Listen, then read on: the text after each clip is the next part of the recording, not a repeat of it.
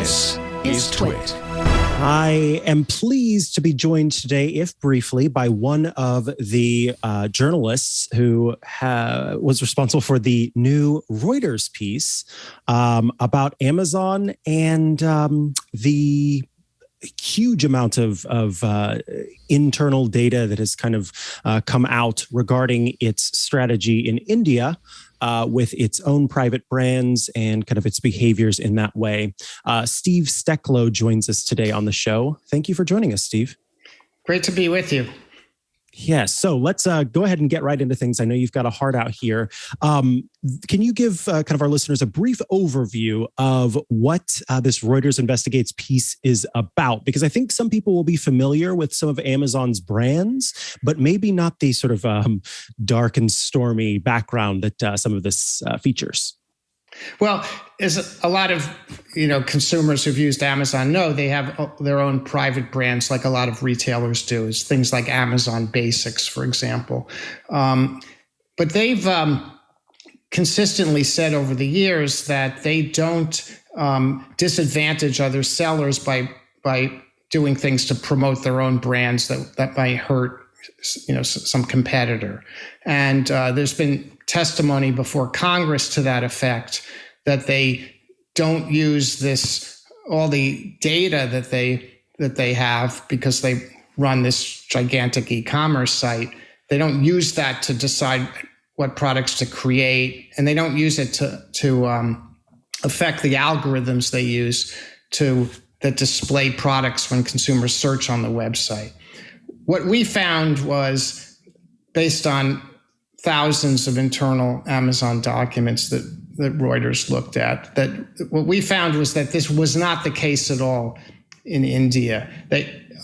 Whereas Amazon has described anyone, they don't deny that someone might have done this. There have been accusations over the years in Bradstone's book, for example, in the Wall Street Journal, that former people who worked on Amazon's private label products say, this went on, where they exploited proprietary data from sellers to benefit the private brands products. But this has always been described by Jeff Bezos and others at Amazon as kind of these are rogue employees. So we have a policy that prohibits this. What we found in India was that they had a formal strategy of doing this, and that two high-level Amazon executives reviewed this strategy, that it involved rigging search results so that the Amazon products would come up in the first 2 or 3 when people searched for things, and that they copied other products from popular brands, particularly in India, but they considered copying shirts from Old Navy or Gap and others. So that was our major finding, that they had this formal policy there that they've denied ever having, and that and it showed that they had rigged search results to benefit these products. Yeah, and speaking of them saying in the past that they had not, done these things, it was in 2019, as you note in the piece, and then again in 2020 with Jeff Bezos talking about how they actually, quote, prohibit its employees from using the data on individual sellers to help its private label business. And I mean, correct me if I'm wrong, but what you found is in India, that runs contrary to precisely what Jeff Bezos is claiming, correct? Right. He said their policy prohibits this. He couldn't guarantee that it hadn't been violated, but he said that Amazon investigates such violations. And they said at that time they were in the process of doing that. But what we found was that there actually was a policy in India, which is a big growing market for them, where this went on. And at least 2 top-level executives who were at Amazon were aware of this policy. Yes, I think that's the other big thing, that there were 2 executives who, according to these documents, were aware. Now, one of the things that I think folks will wonder is, what was Amazon's response? If you read the piece, then I'm familiar with what the response was, but I think it's important to let people know that, of course, Reuters reached out and said, "Hey, we've got all this information." And it seems the company was not interested in verifying because Reuters didn't provide its source, which is something that is standard for journalists, not to reveal the source. Well, we don't provide sources. We didn't provide the documents, but we quote from the documents in the story. They knew in advance largely what the story was going to say. We asked them many questions. They gave us a statement. Their statement essentially, as you point out, was, we can't verify these documents.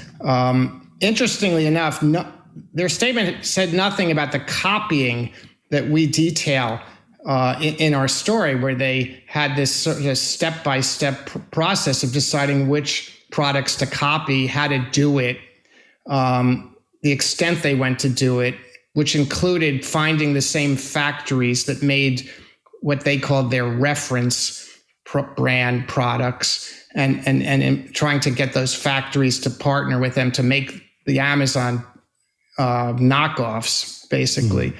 They had nothing to say about that at all.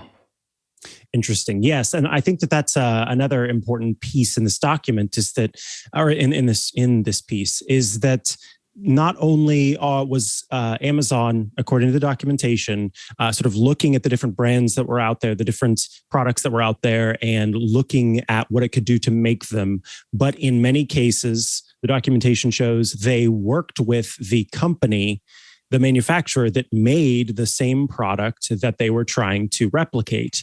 And that alone kind of stands out as this direct violation of the policy, as it were. Now, one of the things that I found interesting in this piece was how Amazon has, in other places, gotten in trouble for this in the past. Could you talk about the Williams-Sonoma situation?